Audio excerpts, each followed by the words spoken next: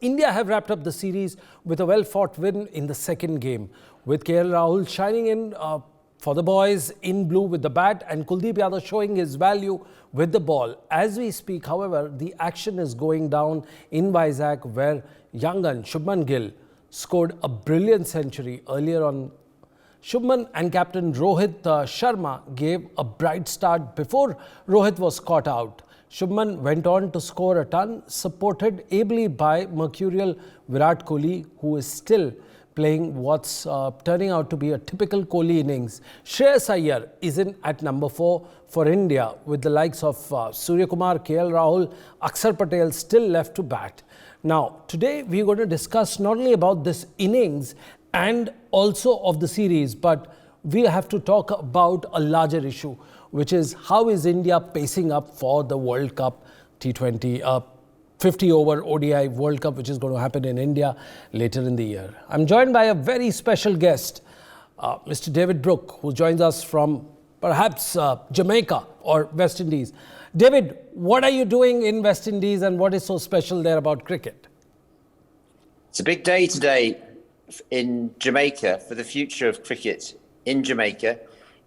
We've got Brian Lara, the wonderful Brian Charles Lara, and the universe boss himself, Chris Gell. Yes, CG, the man they call the universe boss, playing in a tournament here, Legends Tournament, to launch the new facility, the Treasure Beach Cricket Academy on the beautiful south coast of Jamaica, long way from Kingston and all that. This is right on the beach.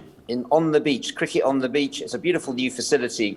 They're already hosting youngsters from the inner cities. And it's this type of grassroots cricket initiative that is essential if West Indies are going to regain their position and yet again provide good opposition for teams like India. India need countries to play against. Well, let's shift our focus to India right now. How do you think the Indian team composition largely on the top order? How is it flowing according to you? Well, I think it's lovely to see Shubman Gill in the runs today with that century. And I've got half an eye on what's going on at the moment in that match with Kohli yet again proving his worth at the top of the order. To me, it looks like a pretty good order, but I think, we're missing Rishabh Pant, of course. Right. All Indian fans will want to see him back in action, and we send our best wishes to him. But otherwise, it's looking a pretty good top order, isn't it, for India? And with Akshar Patel at 7, Washington Sundar at 8, it's got depth to it as well. And should the resources be required, I mean, India getting to 302 with only 2 wicket loss today. It's looking very good for them in ODI cricket. And Kohli is on the verge of another great another great ODI century. As we speak, you know what the prediction is going to be like. We always said India is the top favorite. But do you think now the jigsaw puzzle is falling into place, considering India is batting deep at number 8? India's got a very explosive open 1, 2, 3 at the beginning. Do you think, is it the right recipe for getting up for the big tournament later in the year? Well, look, I think it is. I think in Ishan Kishan, you've got someone who could potentially sort of fill the slot of KL Rahul. But Rahul's done enough to keep his place, and he's worth his place in this team. My only issue, Sunil, is I'd like to see one change made, and it's not to the composition of the team. It's to the leadership of the team. I think a lot of people outside India would agree with me. We'd like to see Virat Kohli reinstated as the captain. He's one of the greatest leaders in modern cricket, and he's just not recognised for that in India. Well, we've spoken enough about how great he is in terms of his leadership skills and how he was the first one to actually carry the baseball before baseball, the term was coined. Let's take a step back. What do you think is right now going for India right in the middle order as we proceed and as we have a look at how things are shaping up in this third ODI? Well, Shreyas Iyer is one of those players who you just don't notice, but he scores vital runs. There is nothing flamboyant about him. He's not rock star like Jadeja. He just does his job, and he does doing it well again today. 34 of only 27 balls. I'm very pleased to see Sky Surya Kumar Yadav in that 50-over team, because I think it's too easy to regard the 20 and 50-over teams as two separate things. Of course, yes, they are separate forms, but it's all white ball cricket. And I think, the middle order is really falling into place now with Kohli 3, Ia 4, Rahul 5, and Surya Yadav at 6. Absolutely. Now, let's talk a little bit about the bowling attack. India has one of the most lethal attack as we talk about the front overs, the top 20 overs. You've got three of the best pacers. We've got the seam, we've got the swing, and we've got a pace to hit the deck. Do you think it's enough practice for them to try out here, considering New Zealand is just round the corner and they'll keep an eye on Australia series, which has got a test zing to it? Well, this is something of dead rubber, isn't it? I would have liked to have seen perhaps a couple more names introduced, but Mohammad Siraj is obviously delivering a series of eye-catching performances. He's a very special talent. Right. We saw that in the Test match arena when he came in and did that astonishing job against Australia in that Test series. So he is a man who can bowl long spells, and he's not one of these T20 bowlers who's all done after 4 overs. He can carry on and he'll keep bowling. So Mohammad Siraj for me. In the same way, Mohammad Shami, what a quality bowler. To have the likes of Shami and Siraj as an opening attack, that is a real quality. David, do you see this as India's Achilles heel? Their greatest strength is their biggest weakness, which is their fast bowling attack seems to be falling into place. They've got some good economy rate. However, they're very fragile when it comes to fitness, especially Bumrah, Shami, so on and so forth. Your views on it? Well, they're playing too much franchise cricket.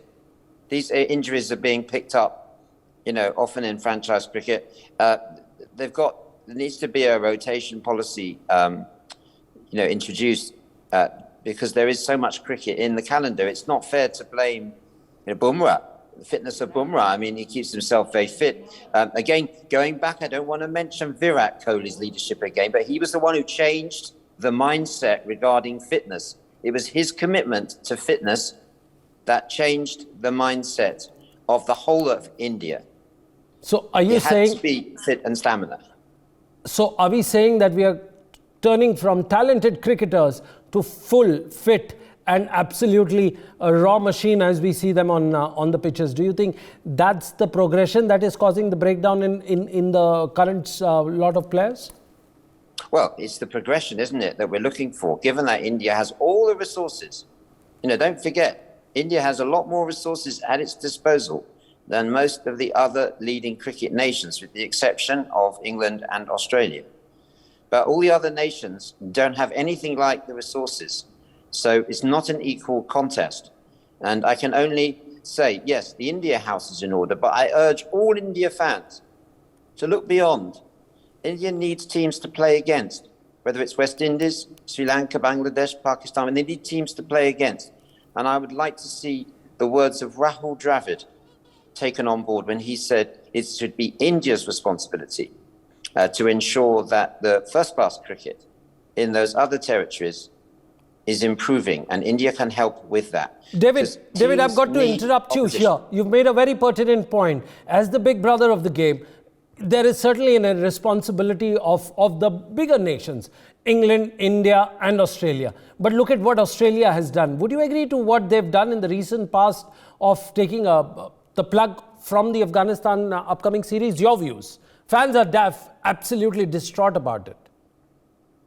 As well he might be, and so is Rashid Khan, who has said that he's so shocked and appalled by this decision of Australia to pull out of hosting Afghanistan, that he is now reconsidering his role in the franchise Big Bash. I think it's a shocking decision by Australia, and it's typical of this Australia-only myopic approach. They're the only ones that matter. And what a reason. I mean, they're giving the reason that there's no women's team in Afghanistan, so therefore they're not going to host the men's team. Have they heard about the Taliban?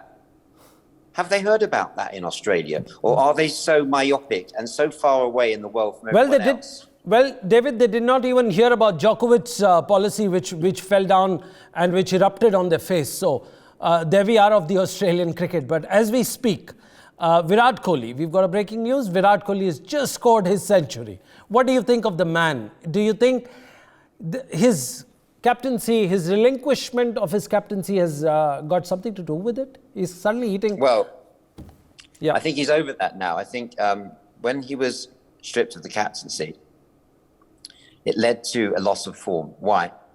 Because it sapped him of his strength. Part of his strength is his leadership and this heroic vision he has for the passion for the future of India cricket. Taking away the captaincy was like cutting off the long hair of Jadeja. It sapped his strength. And why would you do that? Now, a few months down the line or a year later, we're seeing that Kohli has recovered from that. He's rediscovered his form. We saw that in the T20 versus Pakistan in the World Cup. We saw him recapture the redemption of Virat Kohli, the man that some people have already written off as playing a part in the future of India cricket. David, I've got to interrupt you here. Last 30 seconds before we wind up this show.